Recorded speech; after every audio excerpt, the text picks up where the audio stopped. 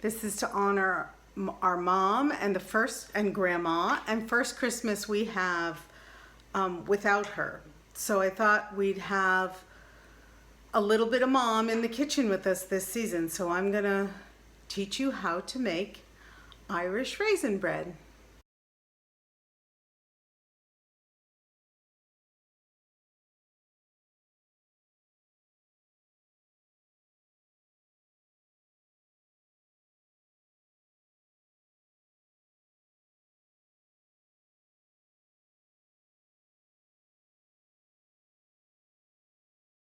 Another thing to prepare your kitchen is have a large pot of boiling water on the stove, because one, you use it to make your environment really moist, which helps the bread raise, and two, you're going to be using a lot of this in the recipe.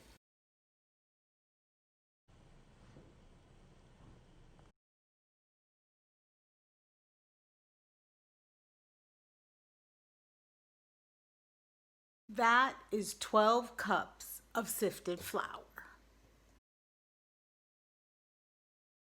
Next thing we're going to do is we're going to add 1.5 tablespoons of salt to our flour, and you never pour over your bowl because you could get way too much salt in there.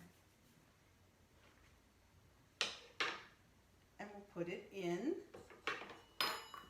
and mix it into the flour. Now we just have a little mess to clean up. Okay, next we're gonna soften the raisins. This is only 12 ounces of raisins. Grandma's recipe says 16 ounces, so I'm adding a 1/2 cup more of golden raisins. So we put these in a bowl, and we're just going to cover them with boiling water. That's why we always have a pan of boiling water going on. So be careful with boiling water. It's boiling. It could burn you. Next thing we have to do is the yeast. And this is a weird part of this recipe because it's old-fashioned from the old country. So you're going to take another cup of that boiling water and put it in a measuring cup to come down to 98 degrees, 100 degrees, which means you just let it sit there until you can stick your finger in and hold it in there. So that's a weird part of the recipe, but it is Grandma's recipe. We're going to add together the ingredients that make this bread delicious. This is why it's a celebration bread. So we're going to take another cup of boiling water, and we're going to place it in a bowl. And to that, we're going to add 6 tablespoons of butter, which makes it a really rich bread. Most breads are just yeast, salt, and water, but we have a lot of richness going into this bread, which is why Grandma loved it so much. Then we're going to add almost a cup of sugar. I do a little less, so I do about 3/4 of a cup of sugar, but it says up to 1 cup of sugar in the recipe. So we're going to add that here.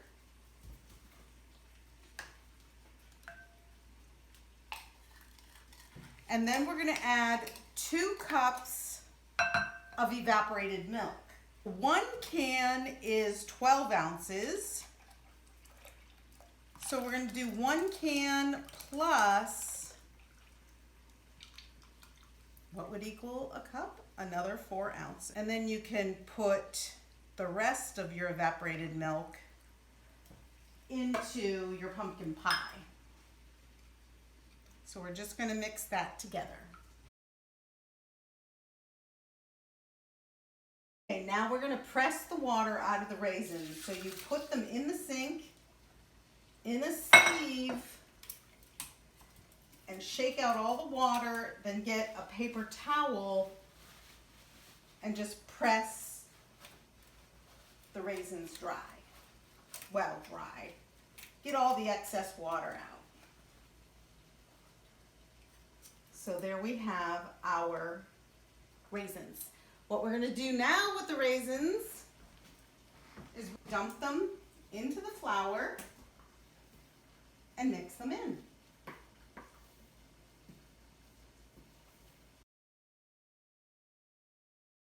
Next, we're gonna dissolve the yeast. You put your finger in there and you can hold it in there because your cleanly washed hands can stand that temperature.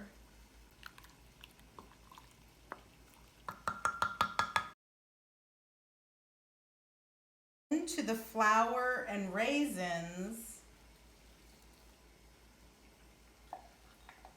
until it's mixed in evenly.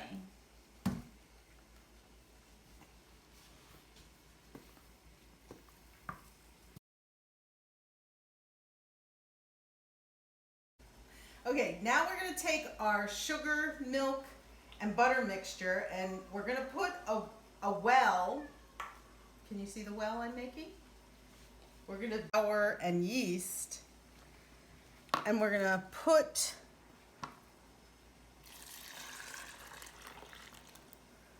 our milk and butter and sugar mixture there, and then we're going to start folding the flour into the liquid.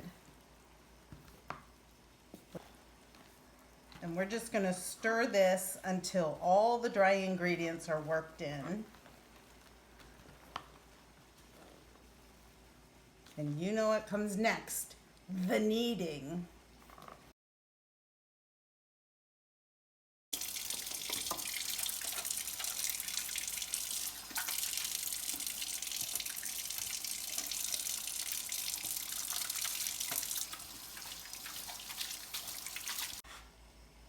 Okay, now we're gonna knead the dough. We're gonna, on our clean surface that we cleaned with vinegar, we're gonna sprinkle it with flour so it doesn't stick.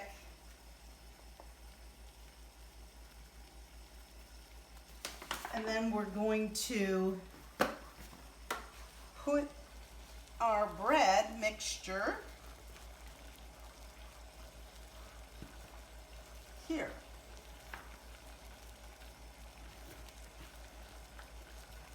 You're going to knead this dough. You're going to knead this dough. You're going to knead this dough for 10 full minutes. So you might need to take breaks. Or share the work with. So when you knead, you're just folding it and turning it.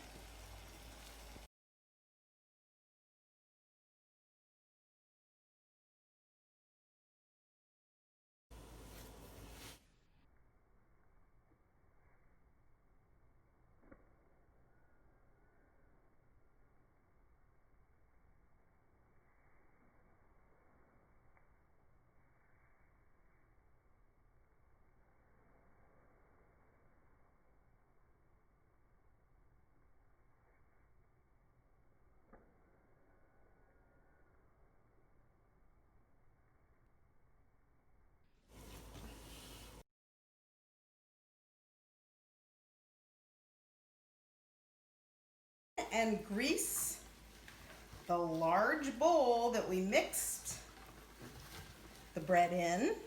We're going to take butter and just make sure it's slippery enough that the bread dough won't stick. Shape it into a nice ball, put it in the pan, cover it with your favorite tea towel, and let it rise for about an hour in your warm kitchen.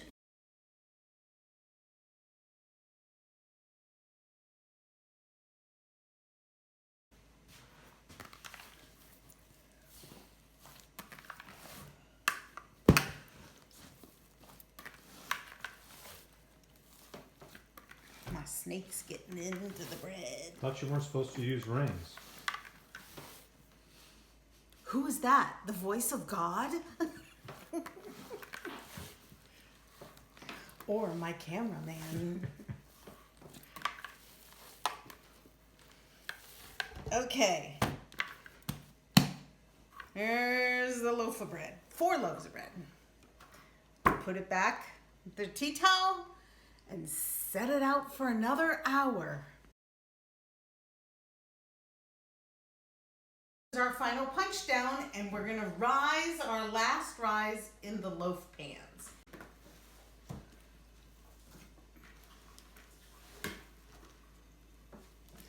And this is a great batch because it's still moist, but it doesn't stick. So then what I do is I hold this big ball of dough and cut it in half with your squeezing hands. And then you cut this in half again. And you want them all pretty much equal sized. And we're gonna cut this one in half. So now we have 4 lumps of dough for our 4 pans.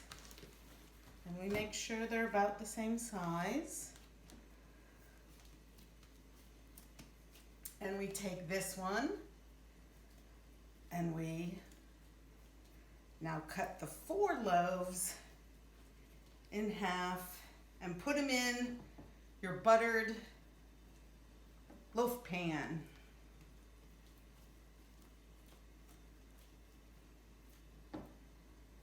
Okay.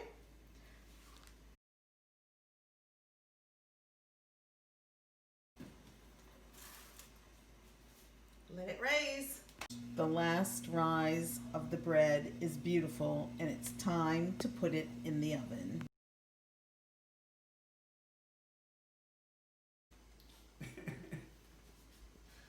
And the bread comes out of the oven.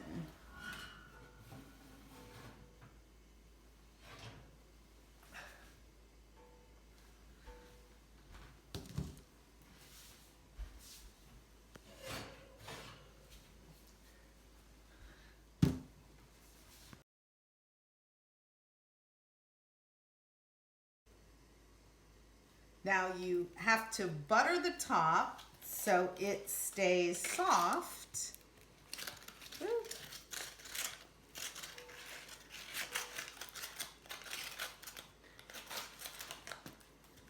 And then we set them on their side to cool, which is another weird, important thing of this recipe. I don't know why we do all these things. It's the old Irish way. Maybe this keeps the fluff in the muffin, so to speak. And there you have it. So good that you just slice it. This is still warm, so it's going to be amazing. If you can, I should have used my melty butter. And ready. The Yummy. test. Yummy. Oh my God. It's fantastic. It's really, really good.